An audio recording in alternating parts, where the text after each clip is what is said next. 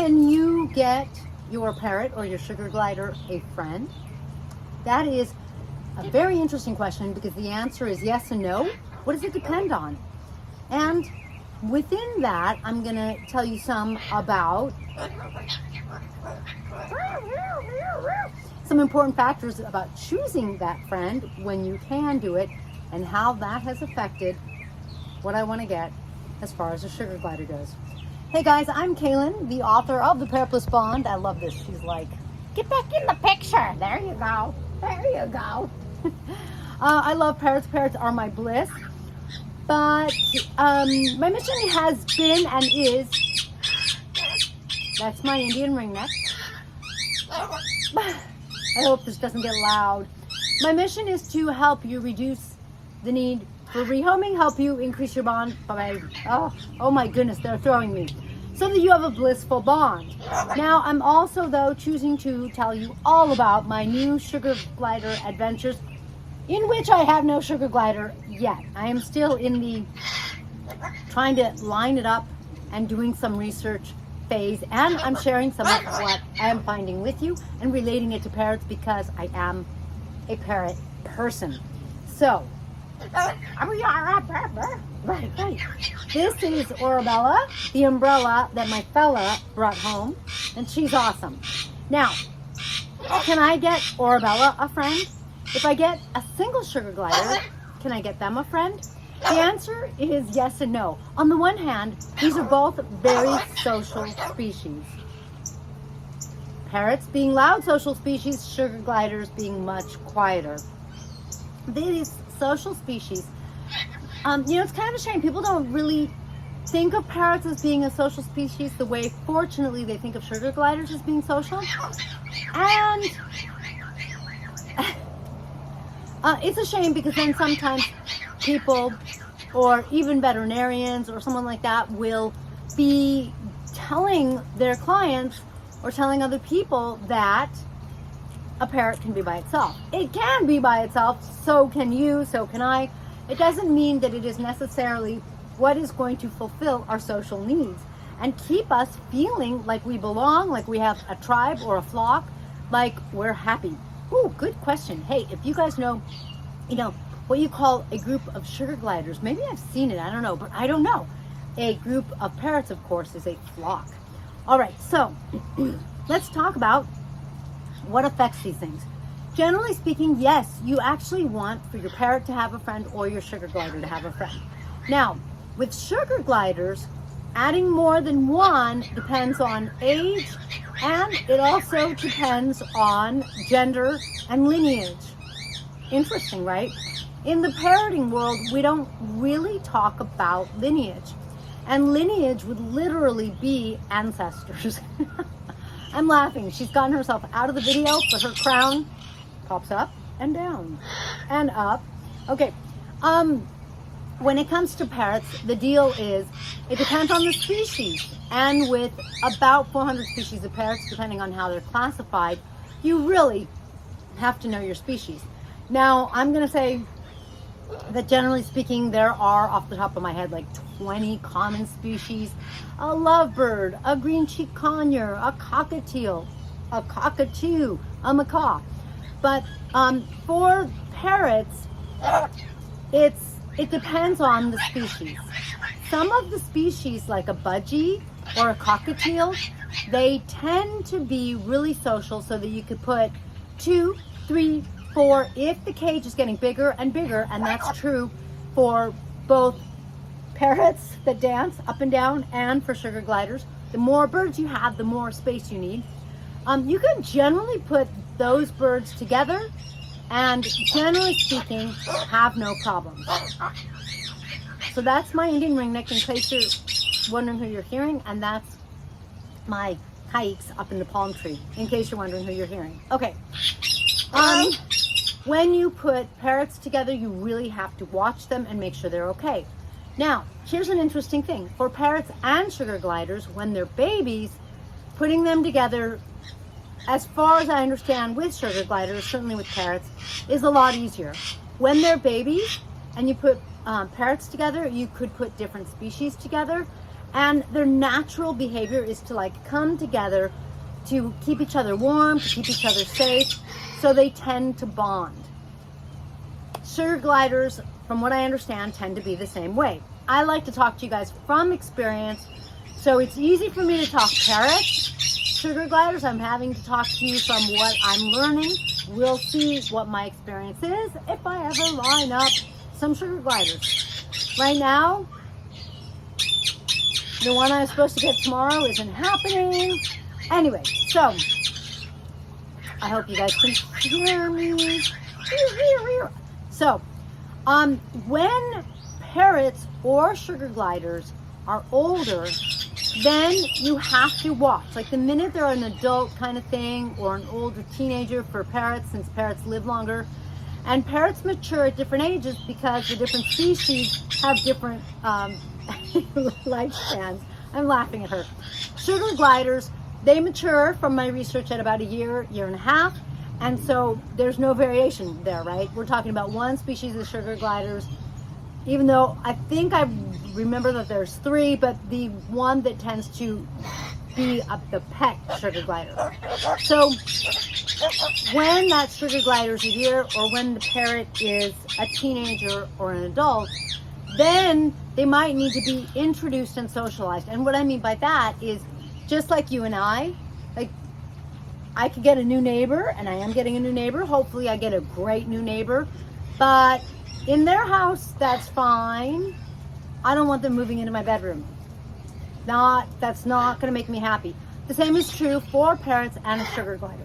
They don't want you to just put a new animal that you got off the street, as far as they're concerned, in their bed. They're like, hello, who? Hello? Only when it's not expected, right? There you go. They're like, who is this stranger that you put in my cage? So with parrots, I don't know if this is true of sugar gliders, when we introduce a new parrot, like 2 new parrots together, one of the best things to do is to put them in a new cage, because that way it's neutral territory. And for example, Arabella wouldn't own the cage if I put her in a very large cage with a male cockatoo. With Arabella, I'd have to be really careful, because in the cockatoo family, oftentimes the species are such that the males, when they're hormonal, they can be really rough with the females. The same is true with Indian ringnecks, except it's reversed. The females can be really rough and gravely injure the males. So you have to know the species, and you have to know if budgies you could introduce and watch. Cockatoos, you're gonna have to like keep your eye on, because okay, Milo, hi. Say, Milo, quiet down. Okay, so I'm not sure. I think, if I had no direction and no one to ask, and I was going to introduce sugar gliders, I think I would like do the same. I don't think I'd throw them in the same cage together, because they're nocturnal and I can't watch them and make sure they're interacting okay, make sure no one's getting hurt. I think I would get like 2 small cages and put them side by side, so that they kind of have to be with each other in a way, but completely safe. So that's kind of interesting, because these things affect the animals. Now, does gender affect it? Yes, Milo agrees. With parrots, like I said, it depends on the species. So if Milo, my Indian ringneck, if I put her in a cage with Jules, my male Indian ringneck, Jules would probably get hurt. I couldn't introduce them. Or if I was going to cage them together, like if I was breeding Indian ringnecks, I would need to make sure it was a very, very big cage, so that Jules had plenty of space to really get away. And even then, like, it really has to be plenty of space so that he's not stressed out and going, I keep trying to get away from this crazy hen. Sorry, I didn't mean to insult you. Now, otherwise, one of the things that's different about parrots, one thing about parrots is that you can have 2 females, you can have 2 males, you can have 1 of each. Generally speaking, they aren't going to reproduce on you if they don't have a nest box. They'll bond. 2 females will bond, 2 males will bond, a male.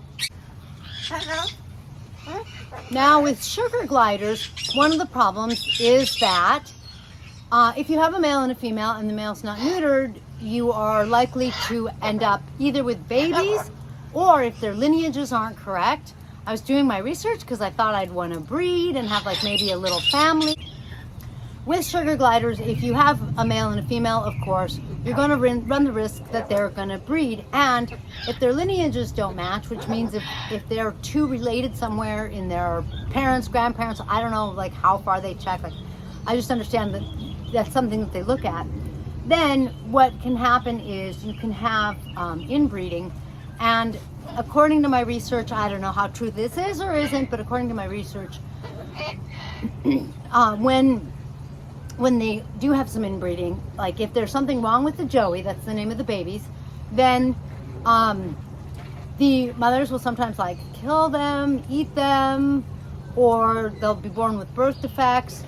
And I'm like, okay, I don't want to deal with that. Don't want to deal with that.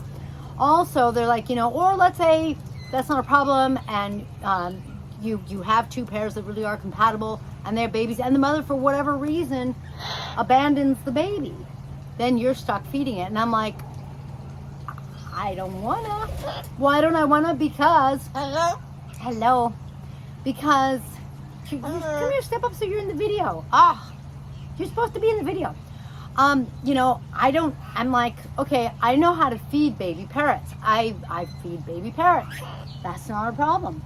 But a baby sugar glider, do you feed it at night? And they're like, you feed it every hour for a while. And I'm like, yeah, I understand. Parrots are the same way. But parrots you can feed during the day, unless they're like a newborn. It's at which point, like, I don't do newborns. So I'm like, do you feed the joeys at night? Like every hour at night? That's not going to happen. Okay, you know what? Don't want to end up feeding. Don't want to have any breeding issues. I don't want to have babies and like have to try to sell them. Like, okay, you know what? And I don't want to feed babies. Maybe I want two females. Right? Maybe I want two. Because if you have two males sugar gliders, I understand that they can fight, get territorial, unless I think they're really bonded. But two females, that doesn't seem to really happen. I'm like, maybe I'm changing my mind. I think that if I'm feeding an itty bitty thing, I'd rather have it be parrots. I'm already capable of doing that. I have fed parrotlets when they are 3 grams, 5 grams. I can do that. I'm comfortable with that. Right here, right now, maybe it'll change in a year or 3 or who knows. But right here, right now, if I'm going to feed something, it's going to be a parrot baby. So now I'm like, maybe I want 2 females. So it's kind of interesting because I've sort of changed my mind. I'm so glad I've been researching. Yesterday I had a video on what am I getting myself into. And I'm really glad because now I'm like, you know what? I think that, my husband's like, yeah, I think that'd be better. He's like, I know you. If you really like the sugar gliders, and if you decide that you really do want to breed, you'll get more in the future. So why don't you go slow? Take a step at a time. I'm like, you know what? I think so. After all, I like writing. As you may know if you watch my channel, I have 4 different books on parrots, plus 4 different coloring books. I do like writing. I love doing my YouTube videos. When I have to feed babies, it takes time away from other things, including taking care of my flock or bonding with my little white fluffy flock over here. So, and of course, she's not the only one in my flock. So that is some really great information. Can my parrot have a friend? Can my sugar glider have a friend? I think it's a great thing. I had someone ask me, they said, look, I've got 2 green cheek conures. We want to get a third, maybe a sun conure, a Quaker, and house them with the 2 green cheek conures. And I'm like, your best bet is a conure, but they do best when it's the same species. Now the sun conure would be okay, but also in the world of parrots, 3's a crowd. In the world of sugar gliders, it seems like 3 isn't a crowd, although I'm not speaking from experience. I am speaking from experience with parrots. If you have a parrot species, of which off the top of my head, I can come up with 2, golden conures and Quaker parrots, but the others, like all the other 20 plus species I have, they either want to be alone But most of them, almost all of them, they do want a buddy. But even if they're in a cage with more than one, like my conures or my parrotlets, they have a buddy. They have their bonded buddy. So 3 means you're going to have one man out kind of thing. And I don't think that's fair to that parrot. It's better than being totally alone, but sometimes they'll kind of be a threesome, but generally speaking, it does mean that 2 of them are bonded, and especially if you have a new one, you have to be really careful. Now you're going to have to definitely get a new cage and hope that when you introduce the 3, they get along. Chances are you're going to have to put them cage by cage, side by side, the 2 that are bonded and the one over here, or maybe 1 and 1 and 1, 3 cages, and then put them in a 4th cage. It is tricky. That isn't something that's just going to be like, oh, just throw another parrot in. That's probably going to, in most likelihood, lead to some problems. You'd have to watch when you're putting them together, and then really watch them when they are together, because initially they might be okay, but at some point when food comes out or sleeping time or the next day, you might have a problem. Just like if you have any kind of relationship, a friendship or a romantic relationship, and then all of a sudden there's a 3rd person right there in your face, at some point you might be like, what are you doing here? This person and I have been really tight, and now you're here. Get out. So I would hate for that to happen to the 3rd parrot. Now with sugar gliders, I think you can introduce them, but I don't really know. But a group of them, and I don't know the name, parrots, it's a flock. I don't know what it is with sugar gliders. A group of them, they apparently, sometimes they're a normal size group is 7, like that can happen in the wild. So they have a little colony, maybe it's a colony, but I'm sure introducing them has to be done correctly. So there you have it. Don't just throw a friend to your parrot or your sugar glider. Make sure that you go about it the right way and really observe no matter what. I hope you've enjoyed this video. I hope it wasn't too loud for you. If you enjoyed it and you liked seeing Arabella go up and down, then please give she and I one of these. And if you have any questions or comments, please post them below. If you have some wisdom for me about parrots or about sugar gliders, and it's wisdom either based on your experience or something that you've learned from an expert, please share it with me. I love learning about my animals. Then I will catch you in the next feathered and maybe hopefully soon furry video, because right now I'm like, I've got a cage set up. I'm making, my next video is going to be where do they sleep? Where do parrots sleep? Where do sugar gliders sleep? I'm making the beds, and I'm getting some toys, and I'm like, but I have no sugar glider. So stay tuned and subscribe. Maybe in one of these episodes I'll be able to show you something furry and feathered. Catch you next time.